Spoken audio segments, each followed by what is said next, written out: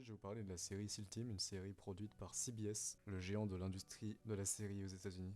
SEAL Team raconte l'histoire d'une unité spéciale américaine au sein de la Navy. C'est une série violente, mais familiale et exaltante, et je vais aujourd'hui la décortiquer pour vous. Au début, la série SEAL Team n'était là que pour prouver que les hommes et femmes de l'armée américaine traversaient des moments durs et compliqués, et éprouvants. Mais, suite à l'arrivée de David Boreanaz, l'acteur principal de la série et réalisateur ou co-réalisateur sur certains épisodes de la série, il a décidé d'apporter une touche d'humour, ce qu'on peut voir notamment dans l'épisode numéro 1, saison 1.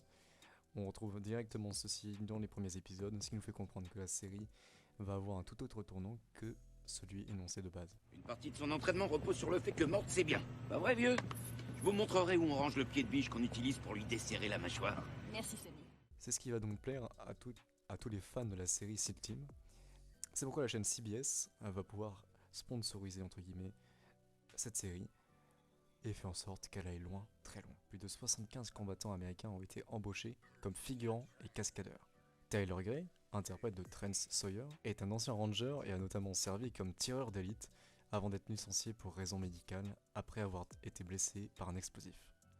En outre, des vétérans de la Delta Force, des Army Rangers et des SEALs ont été présents sur le plateau en tant que conseillers techniques. La première chose que j'ai apprise d'eux est qu'ils sont là les uns pour les autres, confie David Boreanaz. L'acteur principal n'a d'ailleurs pas pris son rôle à la légère, comme il en témoigne. J'ai beaucoup d'admiration pour ces gens qui se battent pour notre pays. J'ai passé beaucoup de temps avec ces militaires avant de tourner SEAL Team. Je voulais absolument respecter leur vie avec fidélité. Je voulais mettre en valeur leur implication, leur sens du devoir et leurs nombreux sacrifices pour notre pays et pour la protection des citoyens. Par ailleurs, à travers son rôle dans la série, le comédien Neil Brown Jr. a souhaité rendre hommage à son père militaire dans la marine. Chien de guerre. La présence de chien de guerre est un des éléments participant à l'authenticité de SEAL Team, faisant partie intégrante des équipes en mission. Les chiens servent à détecter les cibles, les explosifs et peuvent attaquer si nécessaire. Dita, une malinoise de 3 ans, initialement entraînée au sauvetage avant de passer à la détection de stupéfiants, incarne à l'écran Cerberus, un chien détecteur d'explosifs. Nous avons remplacé les odeurs d'explosifs par des odeurs de narcotiques, car c'est dans ce domaine qu'elle a été formée, confie son dresseur, Justin Melnick, qu'il a également exercé à réaliser ses cascades, allant de tours en hélicoptère à de l'escalade.